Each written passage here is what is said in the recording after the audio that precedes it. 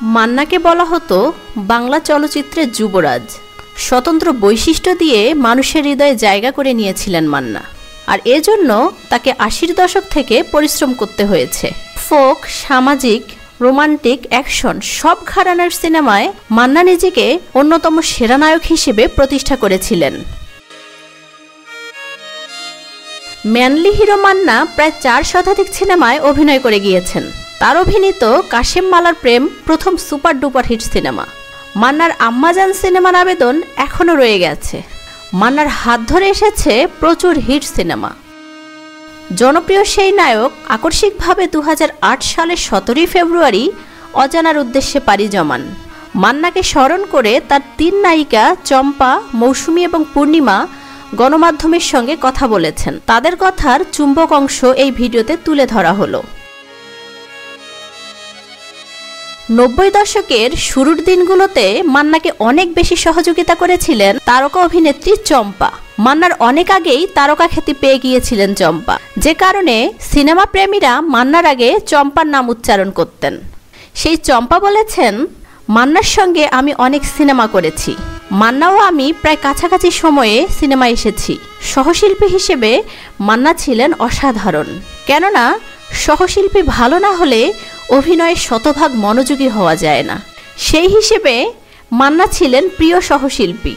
মান্নার চলচ্চিত্র ভাবনা নিয়ে চম্পা বলেন, মান্না একজন সত্যিকারের শিল্পী ছিলেন। তার সব ভাবনাই ছিল সিনেমা, সিনেমা এবং সিনেমা। আগাগোড়া সিনেমার মানুষ ছিলেন মান্না। নায়ক হিসেবে মান্নার প্রথম হিট সিনেমা ছিল কাশেম মালার প্রেম। ওই সিনেমায় মান্না আমার হিরো ছিল। এরপর জুটি হিসেবে আমরা আরও অনেক ব্যবসা সফল সিনেমা করেছিলাম। শেষের দিকে যদিও তার সঙ্গে কম কাজ করেছি। চম্পার পর মান্নার সঙ্গে সবচেয়ে বড় জুটি গড়ে ওঠে মৌসুমীর। পর্দায় এই জুটির রসায়ন জমে গিয়েছিল। অসংখ্য সুপারহিট ছবি রয়েছে মান্না মৌসুমীর। মান্নাকে নিয়ে স্মৃতিচারণ করতে গিয়ে মৌসুমী বলেন, মান্নার সঙ্গে শুধু সহশিল্পীর সম্পর্ক ছিল না, মান্নার সঙ্গে ছিল আত্মার একটা সম্পর্ক, সুন্দর একটা সম্পর্ক। পারিবারিক সম্পর্ক বলতে যা বোঝায় তাই ছিল। তাকে আমি সবসময় আমার পরিবারের সদস্য মনে করতাম, তিনিও আমাকে তার পরিবারের সদস্য মনে করতেন। মান্না মারা যাবার পর তার স্ত্রী শেলী ভাবির সঙ্গেও আমার পরিবারের সুসম্পর্ক রয়ে গিয়েছে, এটা সারা জীবনই থাকবে। মান্না শেষ দিকে এসে সবচেয়ে বেশি ছবি করেছেন পূর্ণিমার সঙ্গে। দারুণ এক জুটি গড়ে উঠেছিল মান্না পূর্ণিমার। মান্নার অকাল প্রয়াণে সবচেয়ে বেশি ক্ষতিগ্রস্ত হয়েছেন পূর্ণিমা।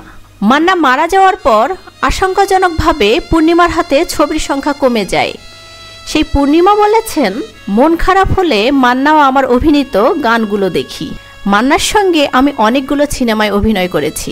সেই সব সিনেমা দারুণ জনপ্রিয়তা অর্জন করেছিল, সুপার ডুপার ব্যবসাও করেছিল অনেক সিনেমা। কাজেই মান্নাকে মনে পড়াটাই স্বাভাবিক। আমি বলবো অনেক বেশি মনে পড়ে মান্না ভাইকে। পূর্ণিমা বলেন, মন খারাপ হলে মান্নাও আমার অভিনীত সিনেমার গানগুলো ইউটিউবে দেখি। অনেক গান আছে, অনেক সিনেমা করেছি দুজনে। এমন কোনো গান নেই যা শোনা হয়নি মান্না মারা যাবার পর। বিশেষ করে মন খারাপ থাকলে বেশি বেশি শুনি। মান্নার সঙ্গে আমার শেষ সিনেমা পিতামাতার আমানত। এই সিনেমাটিও ব্যাপক ব্যবসা সফল একটি সিনেমা। তো ভিউয়ার্স, মান্নার কোন সিনেমার কথা আপনার এখনো মনে পড়ে কমেন্টে জানিয়ে দিন। আর ভিডিওটি ভালো লাগলে লাইক, সাবস্ক্রাইব ও ফলো দিয়ে রাখতে ভুলবেন না। ধন্যবাদ।